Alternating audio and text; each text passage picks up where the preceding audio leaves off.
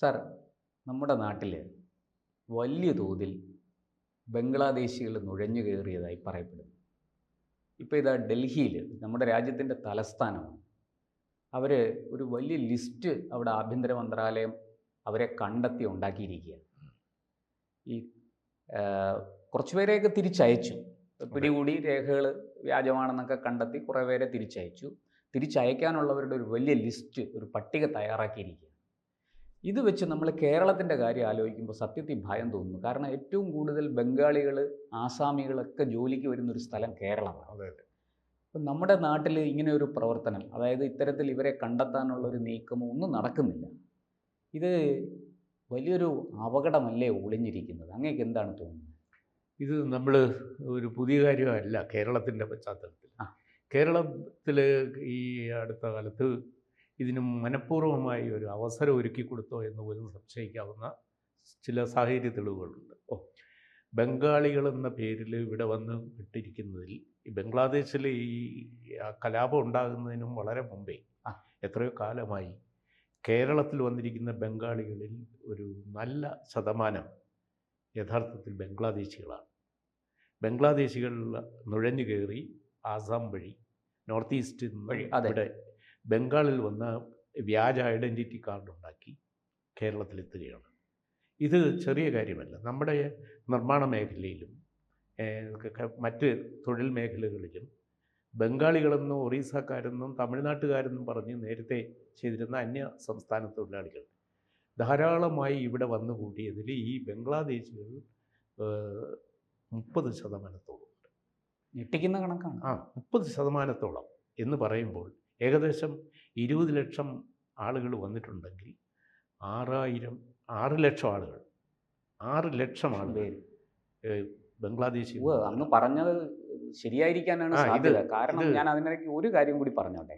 ഡൽഹിയിൽ 16,000 പേരുടെ ഒരു പട്ടിക അവർ തയ്യാറാക്കി. അവിടുത്തെ ലഫ്റ്റനൻറ്റ് ഗവർണറും അവിടുത്തെ ഭരണകൂടവും പോലീസ് ചീഫും കൂടി കഴിഞ്ഞ ദിവസങ്ങളിൽ ഉണ്ടാക്കിയ ലിസ്റ്റിൽ 16,000 ഉത്തര ഡൽഹിയിൽ താമസിക്കുന്ന ആളുകൾ ബംഗ്ലാദേശികളാണെന്ന് അവർ ഐഡൻറ്റിഫൈ ചെയ്ത് കഴിഞ്ഞു. കൂടാതെ 750 പേരെ അവർ ഉടനെ തന്നെ ഡിപ്പോർട്ട് ചെയ്തു. അവിടുന്ന് കയറ്റി അയച്ചു കഴിഞ്ഞു. അവർക്ക് വ്യാജ ഈ കണ്ടുപിടിച്ച 750 പേർക്ക് വ്യാജ ഐഡൻറ്റിറ്റി കാർഡ്, വ്യാജ വോട്ടർ കാർഡും ഉണ്ടായിരുന്നു. അപ്പോൾ അവർ വോട്ടർ പട്ടികയിലും പേര് ചേർത്തിരുന്നു. ഇപ്പോൾ ഈ 16,000 പേര് കണ്ടുപിടിച്ചു. അവരും അവിടുത്തെ വോട്ടർ പട്ടികയിൽ വരാൻ പോകുമായിരുന്നു. അവരെ ഇനി തടയും, വന്നിട്ടുമുണ്ട്. അപ്പോൾ അവിടെ ഒരു തെരഞ്ഞെടുപ്പ് വന്നതുകൊണ്ടാണ് ഇത് അന്വേഷിക്കാൻ പറ്റിയത്. ഇവിടെ തെരഞ്ഞെടുപ്പ് വന്നാലും ഇത് അന്വേഷിക്കത്തില്ല. കാരണം ഇവരെ ബോധപൂർവം കൊണ്ടുവന്ന് ഇവർക്ക് റേഷൻ കാർഡും കൊടുത്തു, വോട്ടവകാശവും കൊടുക്കാനുള്ള ഒരു പ്രവണത സംസ്ഥാനം ഭരിക്കുന്ന ഭരണകൂടത്തിനുണ്ടായിരുന്നു. കേരളത്തിൽ കേരളത്തിലെ ഈ ഡെമോഗ്രാഫിക് ഇക്വേഷൻ അട്ടിമറിക്കുവാനുള്ള ഒരു ശ്രമം മനഃപൂർവ്വം കഴിഞ്ഞ പിണറായി ഗവൺമെൻറ്റിൻ്റെ കാലം മുതലേ ആരംഭിച്ചു. ഒരു ഉദാഹരണം പറഞ്ഞാൽ, ഈ കോവിഡിന് തൊട്ട് മുമ്പ് നമ്മുടെ അന്നത്തെ ഉന്നത വിദ്യാഭ്യാസ മന്ത്രി ജലീൽ ഹയർ എഡ്യൂക്കേഷനിലെ 2 ഓഫീസർമാരുമായിട്ട് മാലിദ്വീപിൽ പോയി. ഇത് നേരത്തെ ഒരു സന്ദർഭത്തിൽ ചർച്ച ചെയ്ത വിഷയമാണ്. മാലിദ്വീപിൽ പോയത്, മാലിദ്വീപ് കടലിൽ മുങ്ങിപ്പോകാൻ പോകുന്നു. അറേബ്യൻ കടലിൽ അലിഞ്ഞില്ലാതാകാൻ പോവുകയാണ് മാലിദ്വീപ്. അങ്ങനെ ഇല്ലാതാകുമ്പോൾ അവിടുത്തെ 5 ലക്ഷം ജനങ്ങളെ പുനരധിവസിപ്പിക്കണം. അവർക്ക് എവിടെയാണ് അഭയം കൊടുക്കാവുന്നത്? അവർക്ക് ആസ്ട്രേലിയയിൽ പോകാം, ഇന്ത്യയിലെ ദക്ഷിണേന്ത്യയിലെ എവിടെയും വരാം. പിന്നെ അവരുടെ ഏറ്റവും അടുത്ത സാമീപ്യവും സാംസ്കാരികമായ അടുപ്പവും വിനിമയവും നിലവിലുള്ളത് കേരളമായിട്ട്. തിരുവനന്തപുരത്ത് അവർക്ക് ഈ നിർബാധം 3/4 മണിക്കൂർ കൊണ്ട് എത്താം. 40 മിനിറ്റ് ഫ്ലൈറ്റിൽ അവർക്ക് എത്താം തിരുവനന്തപുരത്ത്. അത്രയും ദൂരമാണ്. അപ്പോൾ ഈ തെക്കൻ കേരളത്തിലെ 50 നിയോജക മണ്ഡലങ്ങളിലായി മാലിദ്വീപുകാരെ പുനരധിവസിപ്പിച്ചാൽ ഇവിടുത്തെ നിയമസഭാ ഇലക്ഷനിലെ തീരുമാനങ്ങളെ വിജയാപജയത്തെ നിർണ്ണയിക്കാം.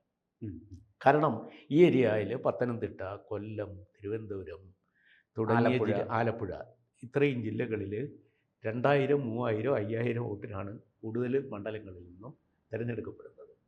ഓരോ സ്ഥലത്തും ഒരു 6000, 7000 പേരെ കൊണ്ടുവന്ന് താമസിപ്പിച്ചാൽ, വോട്ടർമാരെ കൊണ്ടുവന്ന് താമസിപ്പിച്ചാൽ ഈ ഇവിടുത്തെ തീരുമാനം ഇങ്ങനെ കൊണ്ടുവരുന്ന ആളുകളുടെ പാർട്ടിക്ക് തന്നെ നിലനിൽക്കും. അപ്പോൾ കുറേ കാലത്തേക്ക് ഇവിടുത്തെ തെരഞ്ഞെടുപ്പിനെ സ്വാധീനിക്കാൻ ഇത് പറ്റും. ഈ ഒരാശയം വെച്ചുകൊണ്ട് ഈ മന്ത്രിയും അന്നത്തെ ഈ മന്ത്രിയും ഉദ്യോഗസ്ഥന്മാരും കൂടെ അവിടെ പോയി. ഇത് പുറമേ പറഞ്ഞില്ല. പോയതെന്ത് പറഞ്ഞിട്ടാണ്? ഇവിടുത്തെ വിദ്യാഭ്യാസ സ്ഥാപനങ്ങളിലേക്ക് മാലിയിലെ ചെറുപ്പക്കാർക്ക് അഡ്മിഷൻ കൊടുക്കുക. പ്രൊഫഷണൽ കോളേജുകളിലും പോളിടെക്നിക്കിലും അല്ലാത്ത ചെറുതും വലുതുമായ, പിന്നെ ഹയർ സെക്കൻഡറി മുതൽ ഏത് തലത്തിൽ വേണമെങ്കിലും അവരെ ആദ്യം പഠിപ്പിക്കാൻ കൊണ്ടുവരിക. അവർക്ക് വേണ്ടി കുറച്ച് സീറ്റ് മാറ്റി വയ്ക്കുക. ഇവിടെയാണെങ്കിൽ എഞ്ചിനീയറിംഗ് കോളേജിൽ ചേരാൻ ആളില്ല, എഞ്ചിനീയറിംഗ് കോളേജുകൾ റദ്ദാക്കപ്പെടുന്നു. അപ്പം മാലിയിലെ വിദ്യാഭ്യാസം ആഗ്രഹിക്കുന്ന യുവാക്കളെ ഇവിടെ കൊണ്ടുവന്ന് ഇതിൻ്റെ കെയർ ഓഫിൽ അവരുടെ കുടുംബത്തെ ഇവിടെ പതുക്കെ കൊണ്ടുവരാം. ആർക്കും കുറ്റം പറയാനോ ഒരു ദുരുദ്ദേശം അതിൽ കണ്ടെത്താനോ കഴിയാത്ത വിധത്തിൽ ഒരു കുറുക്ക് മാർഗത്തിലൂടെ ഒരു ഒളിച്ചു കടത്തൽ പരിപാടിയായിരുന്നു ഉദ്ദേശിച്ചത്. പെട്ടെന്ന് കോവിഡ് വന്നതുകൊണ്ട് ആരോഗ്യഹിതം പോലെ ഇത് നടന്നില്ല. ആ മന്ത്രി ഇപ്പം മന്ത്രിയല്ലാതെയായി, ആ നേതാവ്. ആ ആശയം അങ്ങനെ പോയി. ഇതിന് കോമ്പൻസേറ്റ് ചെയ്യാൻ പിന്നീട് നടന്നതാണ്, ഈ കോവിഡ് കഴിഞ്ഞപ്പോൾ നടന്നതാണ് ഈ ബംഗ്ലാദേശിൽ നിന്നുള്ള ആളുകളെ കേരളത്തിലെ തൊഴിൽ മേഖലയിലേക്ക് കൊണ്ടുവരിക. ബംഗാളികളാണെന്ന് പറഞ്ഞ് ഇപ്പോൾ തന്നെ 10,000-കണക്കിന് ആളുകൾ കേരളത്തിലുണ്ട്. ഇത് പോലീസിനറിയാം, പോലീസിൻ്റെ രഹസ്യാന്വേഷണ വിഭാഗത്തിന് ഭംഗിയായിട്ട് അറിയാം. പക്ഷേ അവർ വെളിപ്പെടുത്തത്തില്ല. ഈ ഗവൺമെൻറ്റിന് ഇത് പുറത്ത് കൊണ്ടുവരണമെന്ന് ആഗ്രഹമില്ല.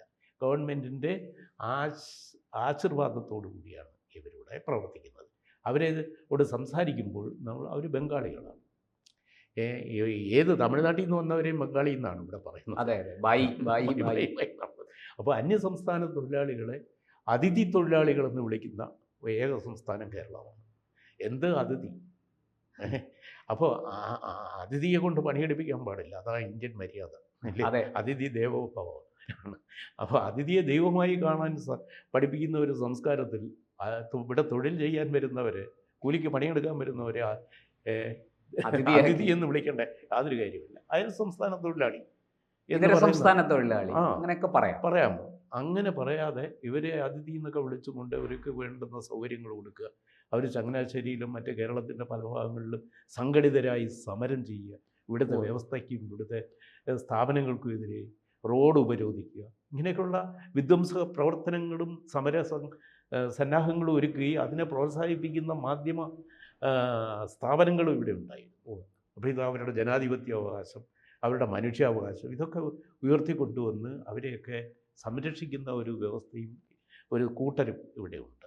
യഥാർത്ഥത്തിൽ ഇതിലൊരു സൈസബിളായ ആളുകൾ വ്യാജ ID കാർഡുമായിട്ട് വന്നെത്തിയിരിക്കുന്ന ബംഗ്ലാദേശികളാണ്. ഇവർ കുറ്റകൃത്യങ്ങളിൽ കൃത്യമായി ഇടപെടുന്നുണ്ട്. പല കുറ്റവാളികളെയും പിടിച്ച് ചോദ്യം ചെയ്തപ്പോഴാണ് പോലീസിന് ഇത് മനസ്സിലാകുന്നത്. ഇന്ന് ഇത് നമ്മൾ സംസാരിച്ചുകൊണ്ടിരിക്കുമ്പോൾ ആലുവയിൽ ഒരു ഭവനഭേദനം ഇന്നലെ ഉണ്ടായി. അവിടുന്ന് സ്വർണവും ലക്ഷക്കണക്കിന് രൂപയും അപഹരിക്കപ്പെട്ടു. പട്ടാപ്പകൽ ആ വീട് പൂട്ടി അതിൻ്റെ ആ വീട്ടമ്മ പുറത്ത് പോയിട്ട് തിരിച്ചു വരുമ്പോഴത്തേക്കിന് വീട് കൊള്ളയടിക്കപ്പെട്ടു. അയ്യോ, അങ്ങനെ ഒരു സംഭവം ഇന്ന് റിപ്പോർട്ട് ചെയ്തിട്ടുണ്ട്, ഇന്നലെ നടന്നത്. അപ്പോൾ ഇതേപോലെയുള്ള പ്രവർത്തനം അതിൻ്റെ പ്രതികളെയൊന്നും പിടികിട്ടിയിട്ടില്ല.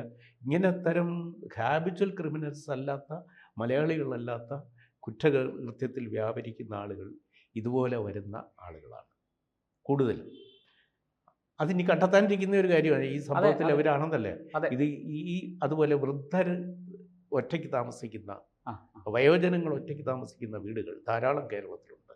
അവിടെയൊക്കെ വിശ്വസിച്ച് ഒരു പുറംപണിക്ക് നിർത്താൻ ഒരാളിനെ വിളിക്കാൻ പറ്റാത്ത അവസ്ഥയായിരിക്കും. കാരണം അത്രയും ഭീകരമായ അവസ്ഥയാണ് ഈ ബംഗ്ലാദേശിലെ ക്രിമിനൽസ് ഇവിടെ വന്ന് ഒരുപാട് പേര് ഇങ്ങനെ നുഴഞ്ഞു.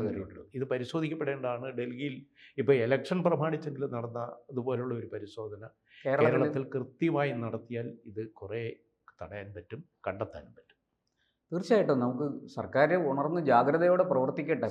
നമ്മുടെ തീർച്ചയായിട്ടും പൗരന്മാരുടെ സ്വത്തും ജീവനും അവരുടെ കയ്യിലാണ് ഇരിക്കുന്നത്. അതിൻ്റെ സുരക്ഷ ജനപ്രതിനിധികൾ വഴി ഇത് വലിയ ചർച്ച ആയി കൊണ്ടുവരാനും നാട്ടുകാർ ഇത് സംഘടിതമായി ആവശ്യപ്പെടാനും ആദ്യമങ്ങൾ ഒറ്റക്കെട്ടായി നിന്ന് സാമൂഹിക സുരക്ഷിതത്വത്തിന് വേണ്ടി ഉറപ്പുവരുത്താൻ ബദ്ധശ്രദ്ധമായി പ്രവർത്തിച്ചില്ലെങ്കിൽ വലിയ അപകടത്തിലേക്കാണ്. തീർച്ചയായിട്ടും അങ്ങ് ചൂണ്ടിക്കാണിച്ചത് വളരെ ശരിയാണ്.